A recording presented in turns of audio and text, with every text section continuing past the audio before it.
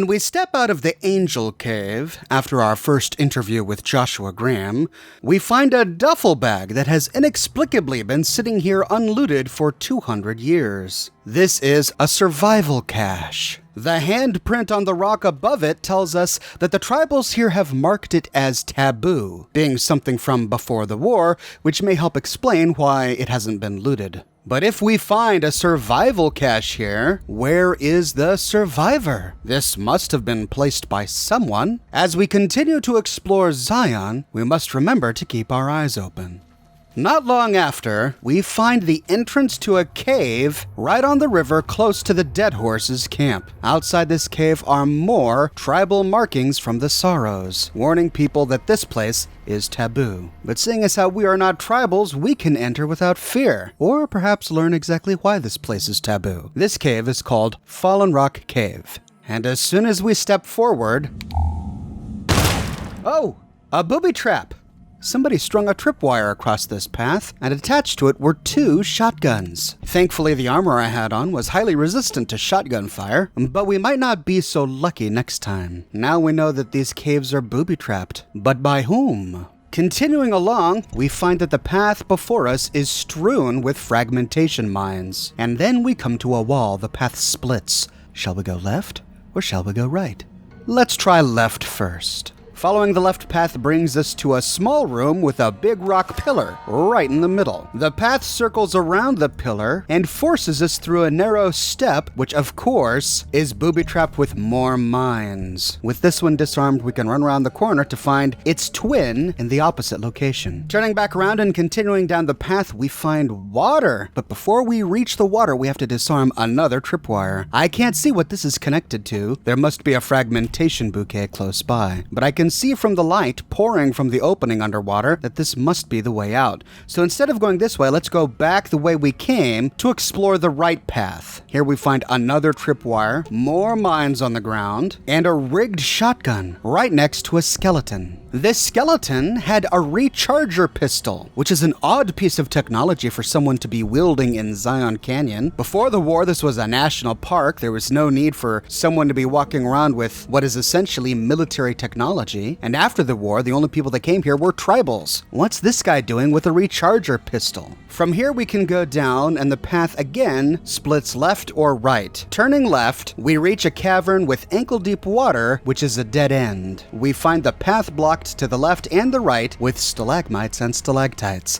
So instead we can turn around and go down the left passage to find another tripwire, another fragmentation mine, and what looks like a well-stocked base of some sort. We find a large open cavern with weapons, scrap, and all sorts of gear. Of note, we find the compliance regulator lying on the ground behind one of these crates filled with microfusion cells. This is a unique weapon that I talked about in a previous video. At the time, I thought it may be used in a quest to stun some bighorners, but viewers have since corrected me and told me that it was likely a cattle prod used for that purpose. This weapon is still unique, though, in that it's a laser gun, but it does have a 10% chance to stun your enemy for a few seconds. Near to the compliance regulator, we find a bed made from straw and sticks, and lying at the foot of it, we find the second survival cache. So this must have been the home of the Survivalist, who put together all of these survival caches. But the challenge tells us that we've only found 2 of 6. This survivalist must have had many homes in the various caves here in Zion Canyon. Perhaps we'll find these caches if we explore them all. Lying on a crate in the middle of the room is a still functional terminal. This is a rarity here in Zion Canyon. We found a functional terminal in the general store, and really that's about it. We see that the terminal was formerly used by the Zion National Park. The survivalist must have found this computer and rigged it for his own use inside this cave. Inside we find 2 entries spanning 2 years, 2077, the year the bombs dropped, and 2078. The first note was written on October 28th, 5 days after the bombs dropped.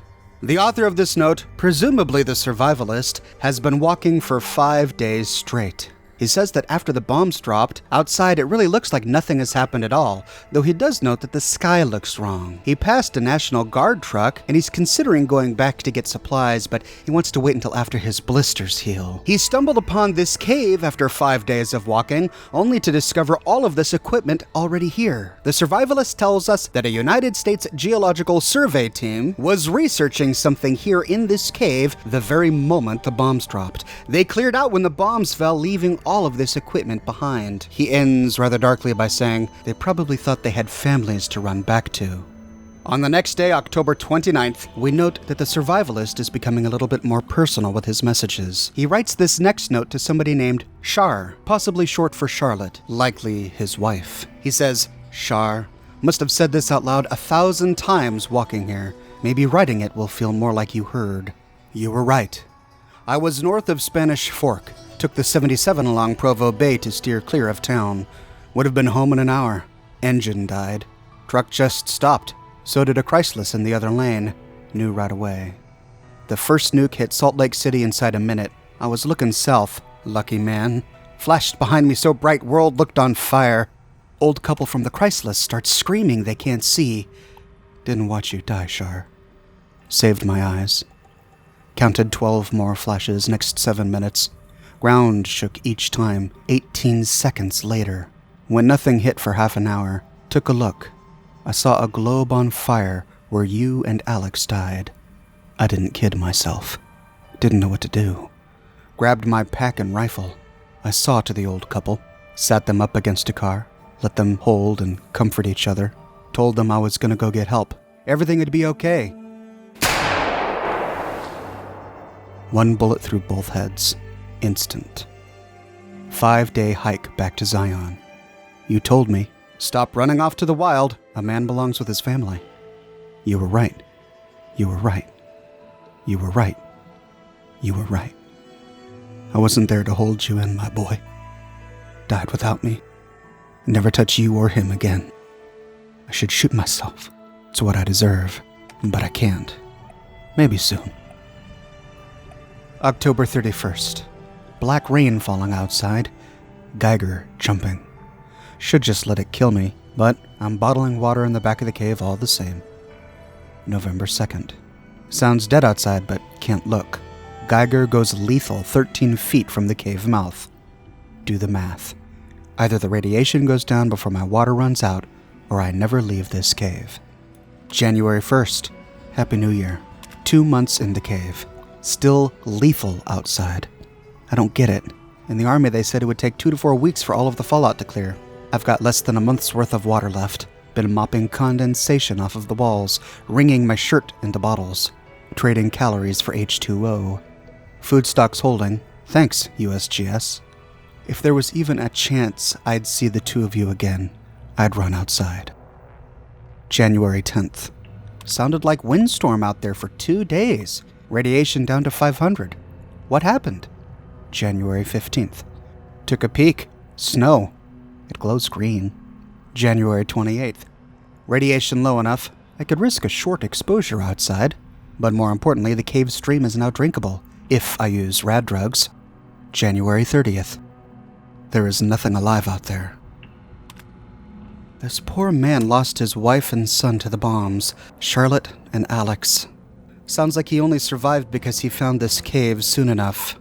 He killed the poor old couple that was blinded by the blast in a mercy killing to end their suffering. But we learn that Zion Canyon didn't escape the effects of the blast. After the bombs dropped, the fallout likely settled into this canyon, which is why he couldn't get within 13 feet of the cave entrance without dying. It might have stayed like that until his water ran out, but then a wind blew all of the fallout out of the canyon. Perhaps the unique topography of this area made it prone to windstorms, which may explain why the place looks like a paradise almost 200 years later when we find it.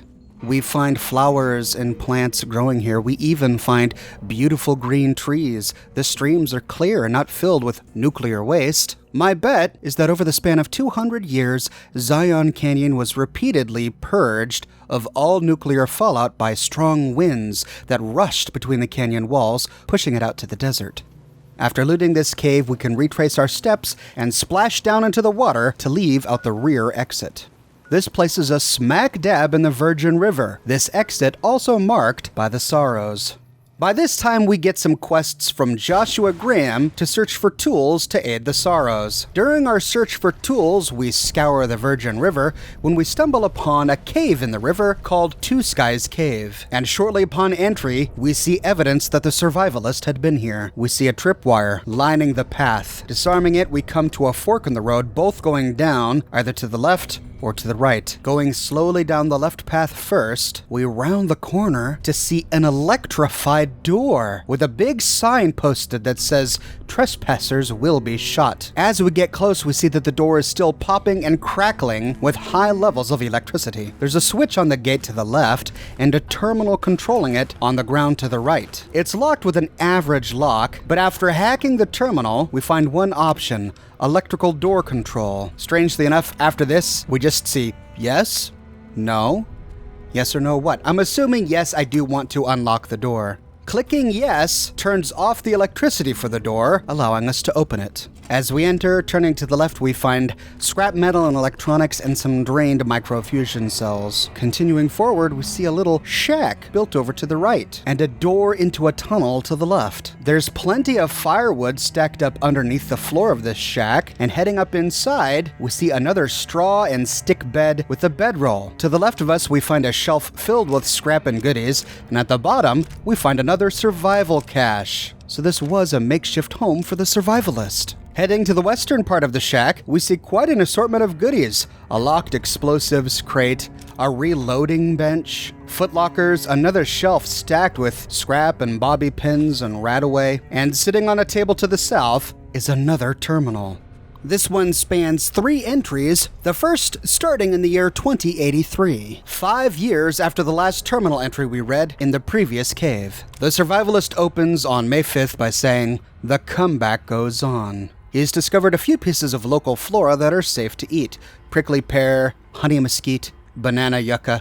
They've mutated slightly, their shape is different, but they're still safe to eat. The man is clearly starving. He has to be careful not to harvest too much, because if he did, then the plants wouldn't be able to repopulate themselves next season. He's discovered some new mutated animal, some stinging flies by a fallen tree that he calls the napper. He then sees what may be a mutation of a firefly. Some dragonfly-sized insect zaps the stinging flies and then scoops them up to eat. He found a family of bighorn sheep, a ram, a ewe, and a little one.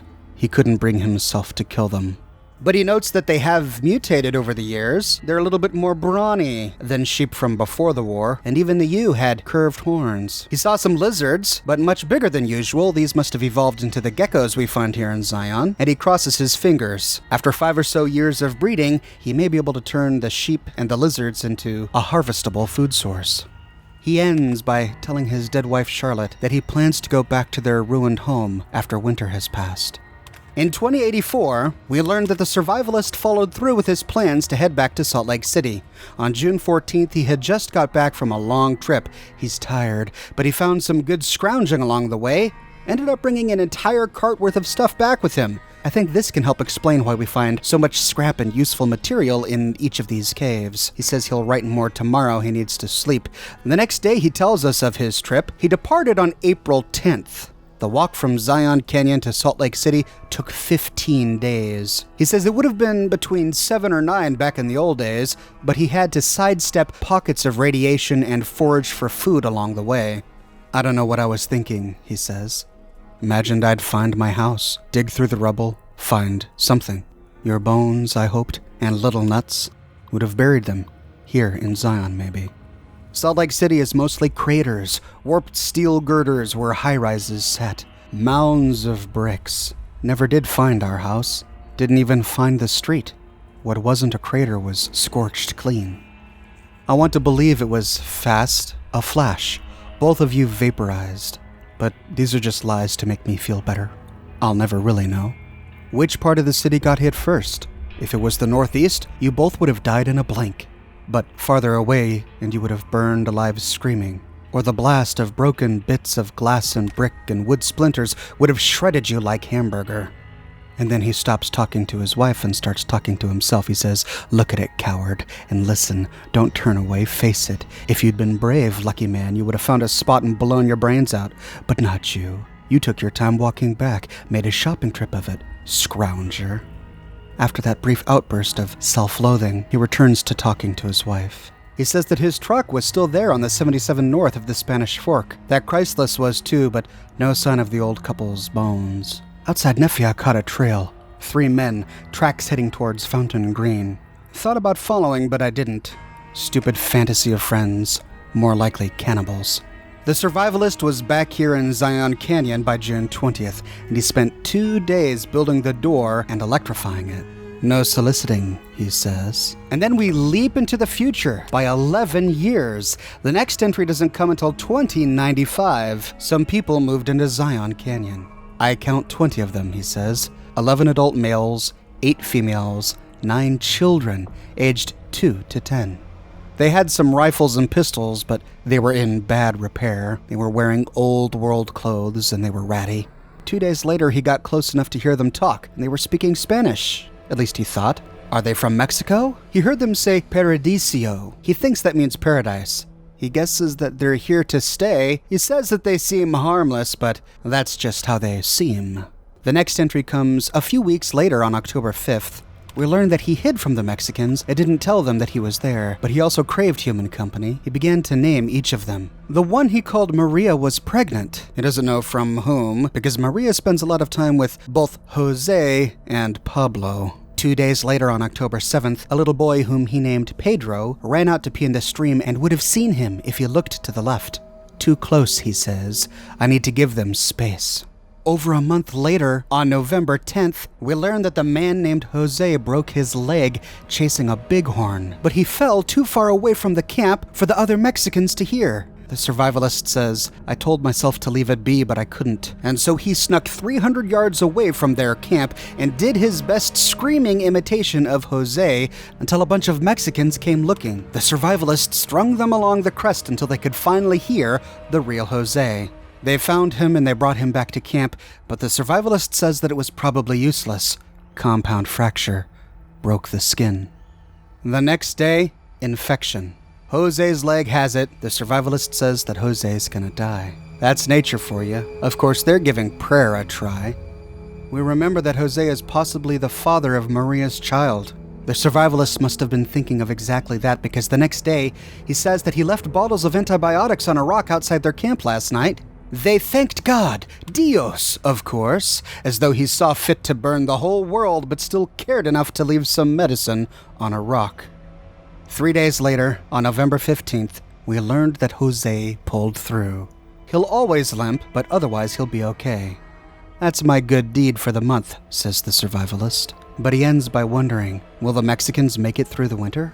The Survivalist is clearly a capable man, an ex-army man. He can forage, he can hunt, he can fortify his home, and despite not having the will to live, he's certainly doing a good job of surviving. But he also has compassion. These Mexicans are simply going to be more competition for him.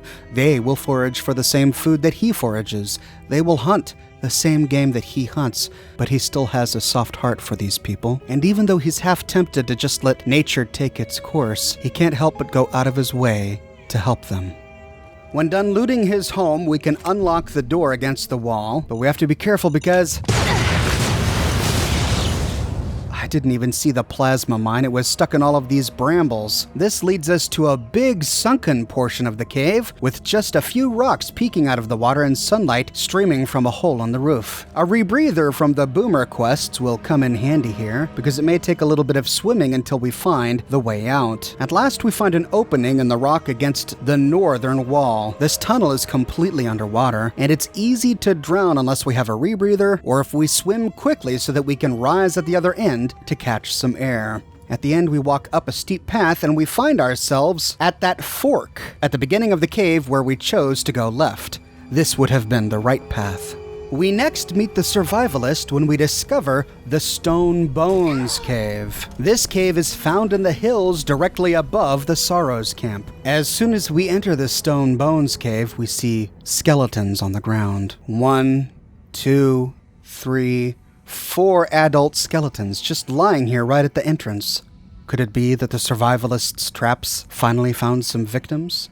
We find a tunnel heading to the west, and it is highly booby-trapped. We snip the tripwire and then disarm 3 bear traps along the way before climbing up to snip yet another tripwire. At the top, the path splits left or right. Heading right, we disarm a tripwire and a plasma mine right on the ground, and we find ourselves in a half-sunken room. This is a strange room, and the equipment in here is strange. We find a bunch of barrels connected by tubes and wires to a tray sitting on some sort of stick table. We find 2 more barrels to the northeast with wires and cords connecting the 2. My bet is that this was some sort of water purification system that the survivalist had set up in this cave. We don't find anything else on the water here, making this a dead end, so we can retrace our steps and go down the other path. This leads us to the primary room of the cave where the survivalist set up camp. Here, as is to be expected, we find quite an assortment of scrap, a workbench and a reloading bench, footlockers filled with ammunition and loot, and lying on a floor we find the Desert Ranger combat helmet. Heading up to that platform, we see that next to it was the Desert Ranger combat armor. This is a beautiful helmet and armor set that looks a lot like the NCR veteran Ranger suit of armor, but because this was a uniform worn by the Desert Rangers, which were a pre-war organization, it doesn't have any NCR markings, making it a non-faction armor, so we can wear this without becoming hostile to factions who are enemies of the NCR. We can presume that the survivalist salvaged this suit of armor sometime during his travels. Either he found it in one of the caves run by the United States Geological Survey, or he found it on the body of a service member while he scavenged the ruins of Salt Lake City. The name on the chest plate says that this suit belonged to Staff Sergeant R.B. Vickers. The helmet is very interesting. On the front we see written in dark magic marker the words, "Forgive me, Mama." And on the back we see a couple of places and a list of months. This tells us that Staff Sergeant R.B. Vickers was a U.S. Marine who fought during the Yangtze campaign before the bombs dropped. From his helmet we learn that he was in Nanjing during June, July, and August of 2076, and then his company moved to Shanghai in September of 2076, where he stayed from September all the way to April. We don't know why Vickers wrote "Forgive me, Mama" on his helmet, but I suppose it's always possible that he may have committed atrocities towards Chinese civilians while he was overseas, and that he's starting to feel guilty. But so far, all we know is that the survivalist is a peaceful man who's been helping the Mexicans who found their way into Zion Valley. Why would he use this? And most importantly, why would he leave it here? In the corner of this room, we find the next survivalist cache, lying right next to his bedroll and a broken computer, and then on a nearby table, we find his functional computer. We find 2 entries from the same year, 2096, 1 year after the entries we read in the previous cave. The first entry is on February 11th, and here we learn that the Mexicans were murdered. They killed all the men. I think they would have taken the women alive, but Maria and Selena opened fire, and some of the others went for their guns, so they shot them down and some of the kids with them. If only I could have warned them. The next day, on February 12th, Elena and Carmen and 5 other children are still alive. They're being kept in a pen. There are more than 100 of these guys in blue suits. Every suit says 22 on the back. Why? They're armed to the teeth with submachine guns and pistols. About 60% of them are male. Everyone seems to follow the dark-haired guy, but can't get close enough to tell. They're disciplined. They have patrols. They have sentries. They mean business. Say I do go in at night and get the women and children out. Where to next? But I have to get them out. I have to. February 13th. Recon during the night. They're well organized. They have sentries along most approaches, but the stream is not covered. Are they sick? They have lots of coughing fits. Tuberculosis? The women and children are still in a pen. I'll try to infiltrate by stream tomorrow night. February 14th. They ate them. February 19th. Ambush along Riverside Trail. 6 males killed. Heard their coughing a mile away. I used their grenades to booby-trap the bodies and kept half. Secured 6 SMGs, 500 rounds of 10mm, 6 frags. February 20th.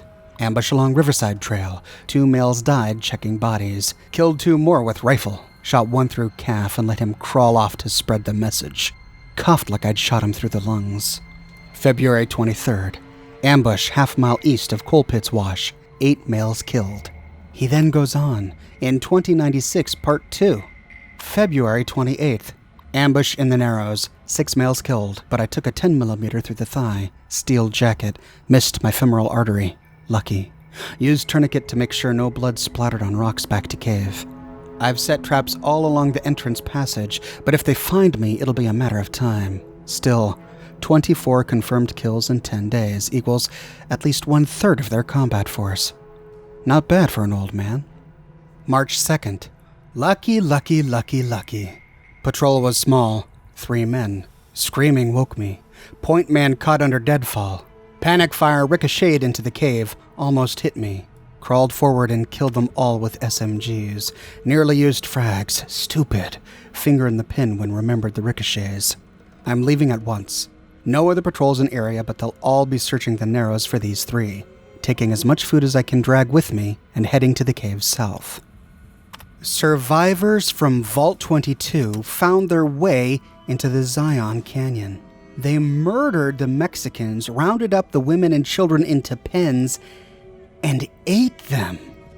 Up until this point, the survivalist was a recluse. He just wanted to be left alone. He observed the Mexicans from a distance, helped when he could, but tried not to interfere too much. But the moment these Vault 22 survivors started murdering the Mexicans, the survivalist leapt into action. He talks about some deaths specifically. Could these 4 bodies we find at the entrance be the Vault 22 survivors who were hunting him? I don't think so, because he only mentioned 3 in his terminal, and we find 4 bodies here. Plus, he said that it happened outside. He woke up hearing the screams after one of them was killed by a deadfall trap that he made. If we look outside this cave, we do indeed find the skeleton of a man crushed beneath a rock. But we don't find 2 other skeletons out here. He said that their shots ricocheted into the cave, meaning that the Vault 22 dwellers were all outside when they attacked. I thought it was almost laughable when the survivalist talked about those men he saw walking down the road possibly being cannibals, but to learn that these Vault 22 survivors were actual cannibals, that they slaughtered and ate children whom they kept in a pen, shocks me.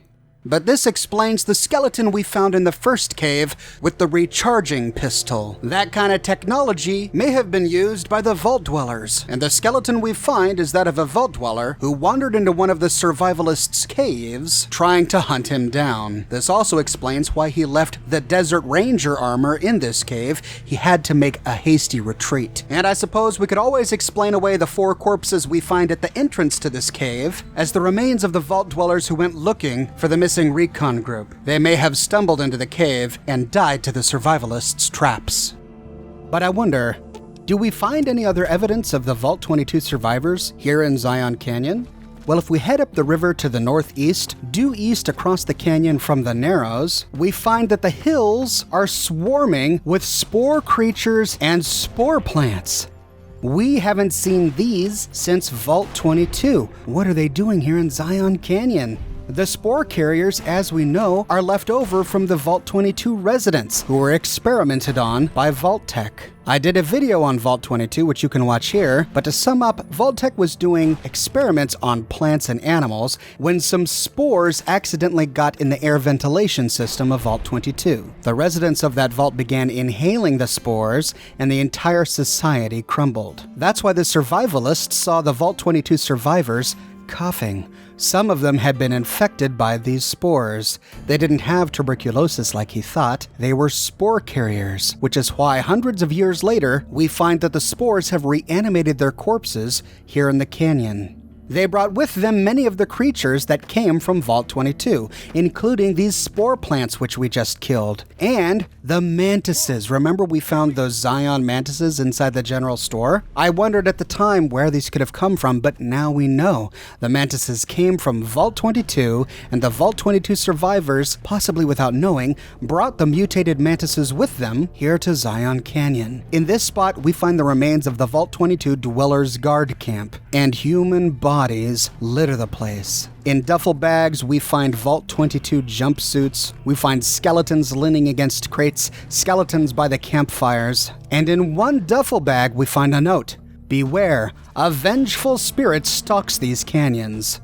If you are reading this message, then do yourself a favor and turn and run straight out of this canyon. For near 11 months, my people have been engaged in daily battle with an evil spirit of this place. Arriving February of last year with a party of 118 strong, we were attacked by primitives and forced to defend ourselves, whereupon something began killing us in wide numbers. We have done our absolute best to find and kill this thing, thinking it was a man because it uses our firearms against us and traps of all kinds. But no man could defy our efforts as this thing has. It is more evil than any man could be. We've been reduced to just 34 of our number. We have lost 6 overseers before me. Some have perished from the sickness in their lungs we carried out of the vault, but that number is small next to the count of friends this thing has murdered. Now that I am finally made overseer, we are leaving straight away and will not return. If you have come to this seeming paradise seeking the fresh water, abundant game, and shelter you suppose you will find here, do not be deceived. You will find only death here. Leave at once and put miles between you and this place.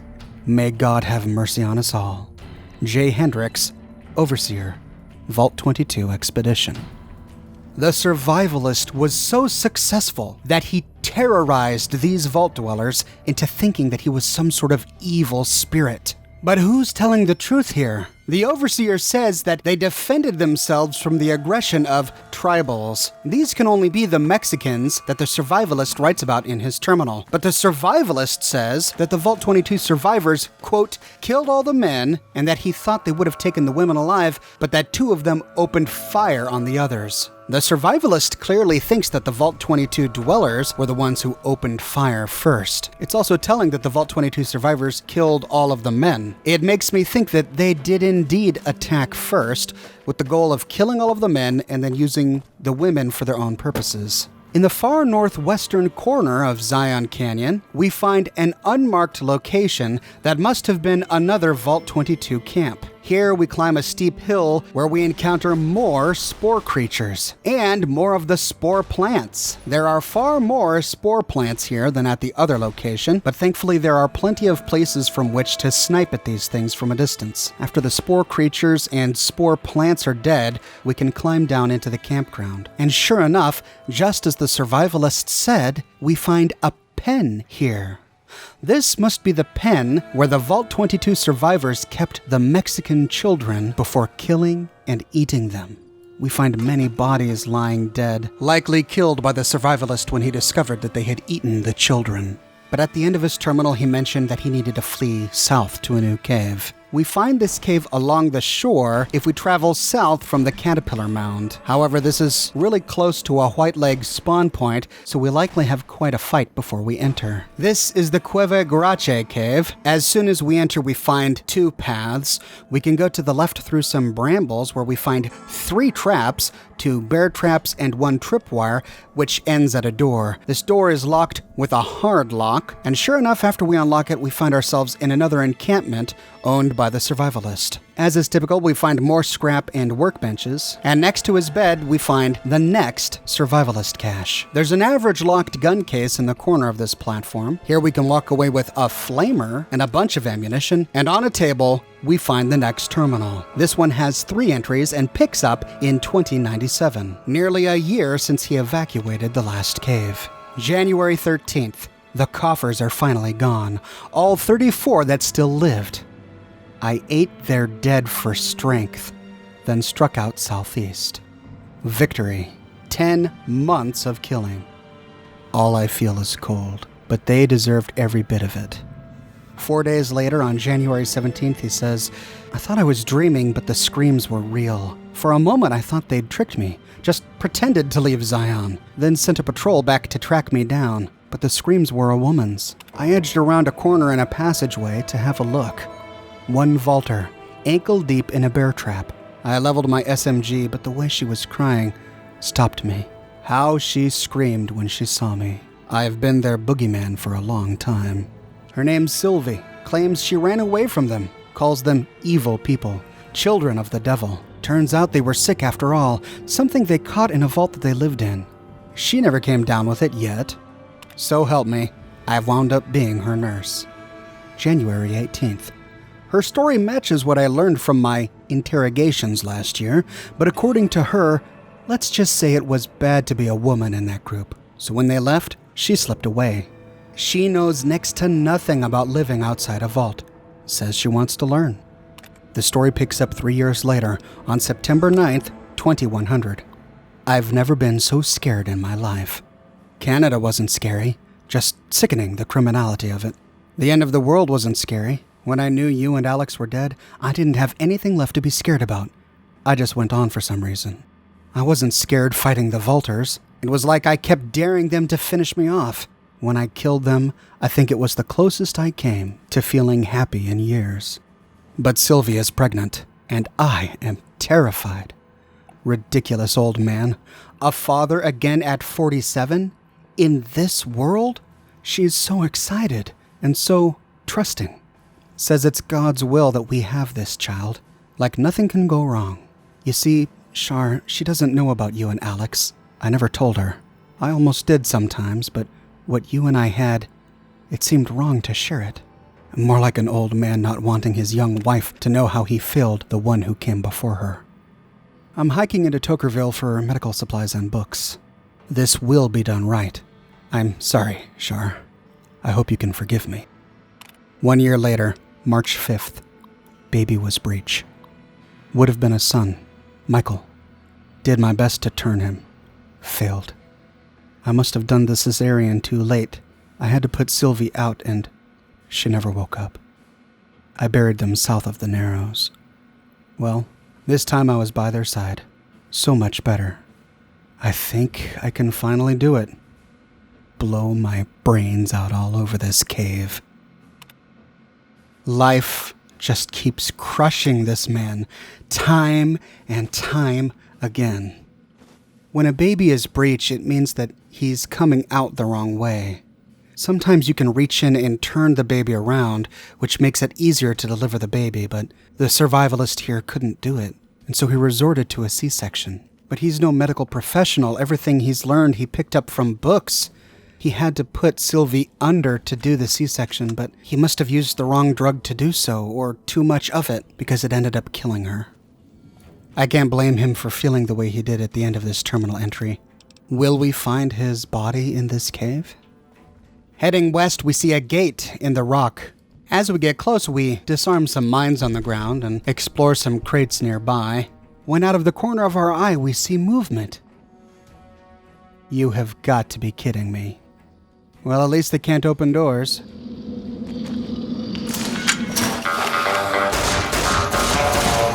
Two spore carriers and a spore plant attack.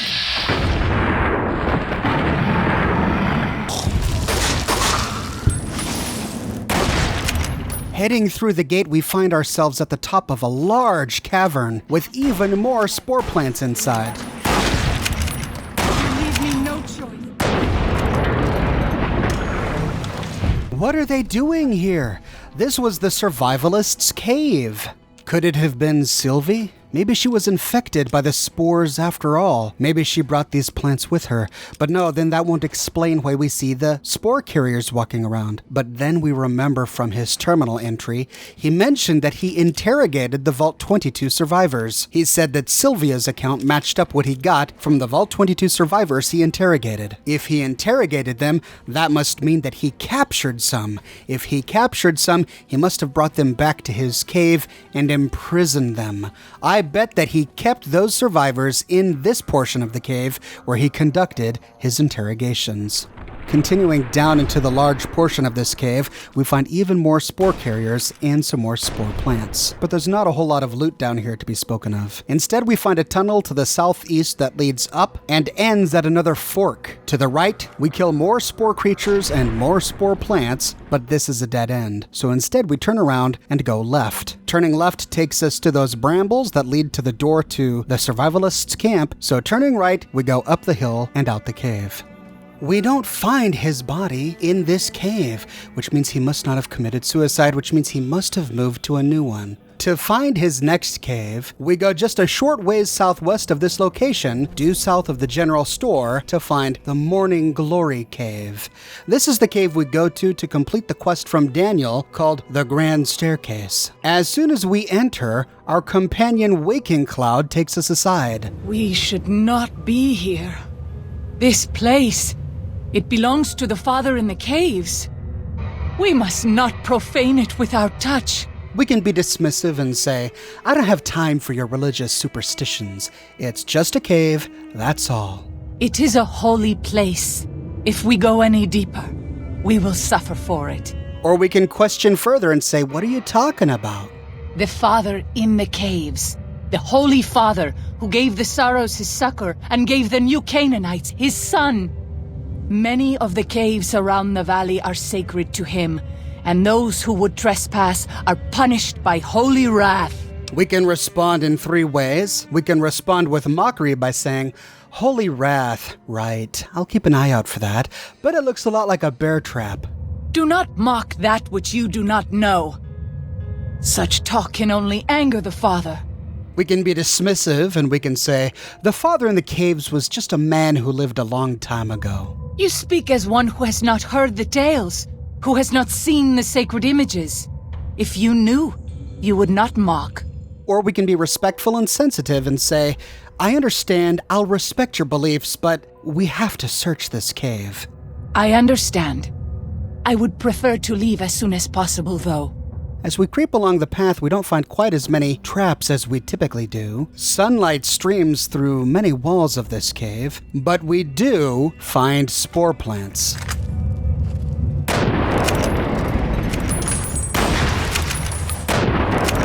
We climb up a small path to reach this upper portion of the cave. We find a table upon which is stacked ammunition and mines, but this is not where the map is. Instead, we go back down and follow a path up a steep incline and right into a tripwire.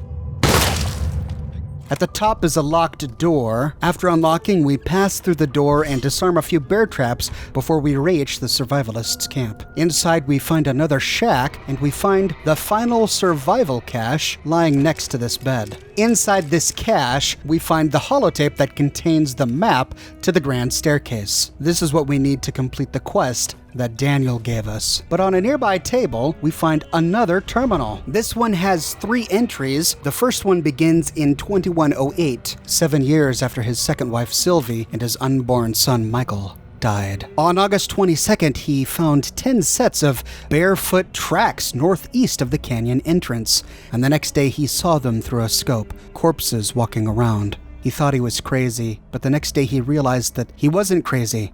They were real. They saw him and rushed at him, snarling like animals. They looked like corpses, he said, but they don't smell rotten. These must be ghouls, but people who had just recently turned into ghouls before their bodies had a chance to rot. The survivalist says, I'll be putting them out of their misery, doing for them what I never could do for myself. On September 3rd, we learned that he successfully killed all of the ghouls. 5 years later, in 2113, we learned that his birthday was February 5th. Happy birthday to me. Happy birthday to me. Happy birthday, you useless old dinosaur. Happy birthday to me. Happy 60th. What do you get a man who has everything? A bottle of whiskey and a 12-gauge slug through the roof of the mouth. Woo. Come now. What do I have to do to prove to myself that I've lived long enough? I'm a shriveled old man, white beard, seen enough sunrises and sunsets. Saw the big sunset, been hanging on through the long night 36 years now. Ridiculous. I'm not kidding myself into thinking there's anything on the other side of this. Fine. Things weren't so bad before I was born. Shar and Alex, Sylvie and Michael who could have been. Thoughts of the beloved dead before dying. Goodbye, Zion. February 6th. I didn't do it. Coward as usual. Maybe 2 bottles next year. 10 years later, in the year 2123, on April 25th, the survivalist spots 24 people walking around Zion Canyon. Half of them are boys, and half of them are girls. The youngest, he guesses, is 8. Maybe the oldest is between 13 or 14. They're dirty and scrawny. They've been on foot for a very long time. He says it looks like a children's crusade.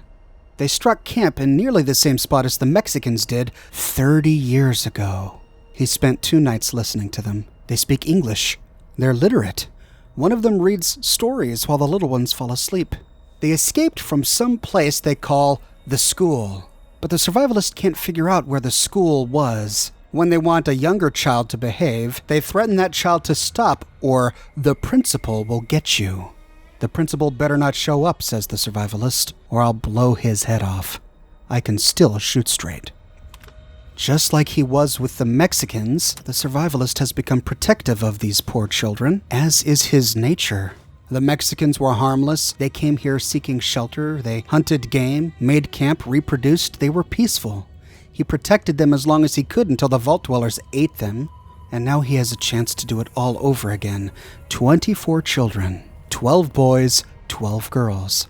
They won't last long in Zion Canyon, not with spore creatures and spore plants and jiaoguai wandering around. They need someone who can teach them how to survive.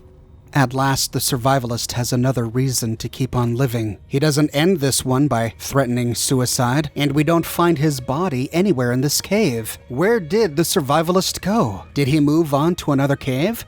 But we've explored every cave in Zion Canyon. And whatever happened to those 24 children? Well, one day while exploring the southwest section of the map, we stumble upon a big stone arch.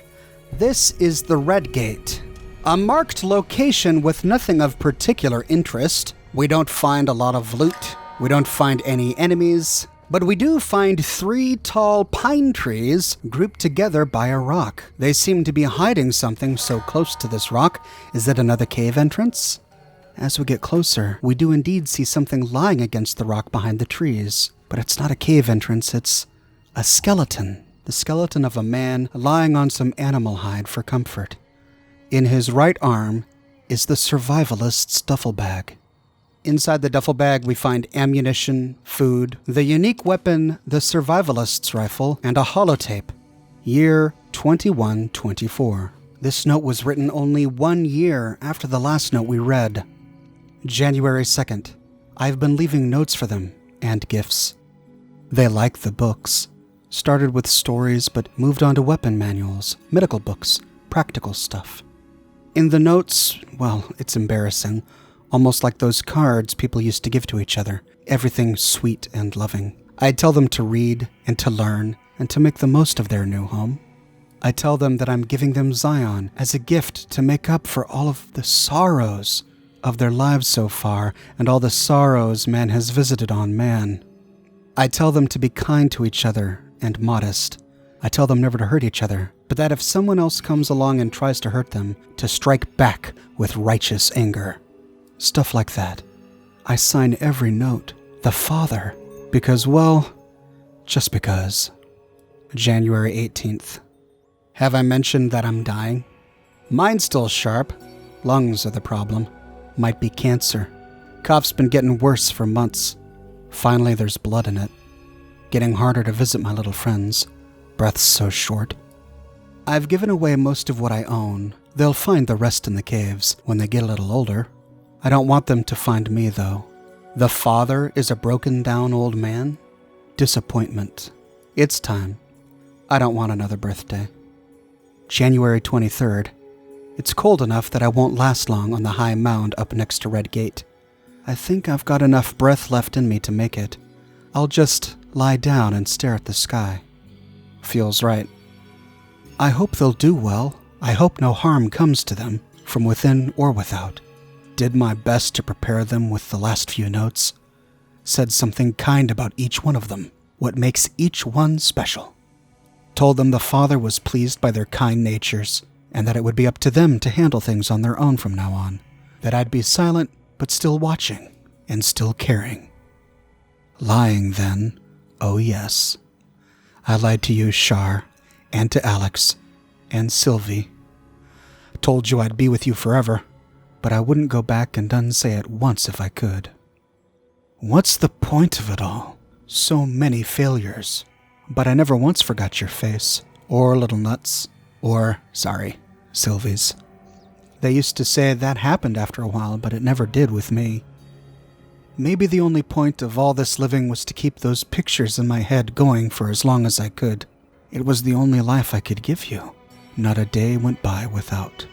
It wasn't choice. I chose to die again and again. I just never did. The body had its own drive. Well, the little ones will need it. Species will need it if it's going to continue. That blind drive onward. I wish them well. It's been a gift to me at the end of it all, to behold innocence. Goodbye, Zion.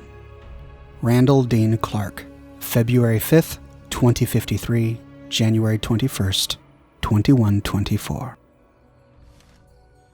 He said it felt right to be staring at the stars when he died, but these trees partially block his view. They must have grown up around him after he died. But looking at the night sky, this is what he must have been looking at as he closed his eyes for the last time.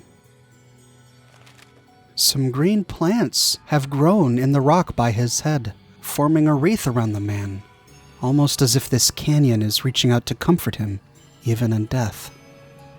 The Survivalist rifle is a unique variant of the service rifle. We'll go into greater detail on the gear that we find here in my last video of this series, but this weapon, in the hands of Randall Clark, killed countless creatures and absolutely destroyed the survivors of Vault 22. This also explains why Ricky was wearing a vault suit when we met him at the very beginning of this journey. He had indeed at one time been to Zion and must have scavenged this vault suit from the corpse of one of the survivors killed by the Survivalist. Randall Clark tried a different strategy this time. Instead of hiding like he did with the Mexicans, he knew each of them by name. He gave them books, taught them how to survive. Maybe it's because he knew that these were his final days. Maybe it's because he saw this as his final opportunity to save someone after several lifetimes worth of failure after failure. But when these innocent, helpless children arrived, he saw an opportunity to finally succeed.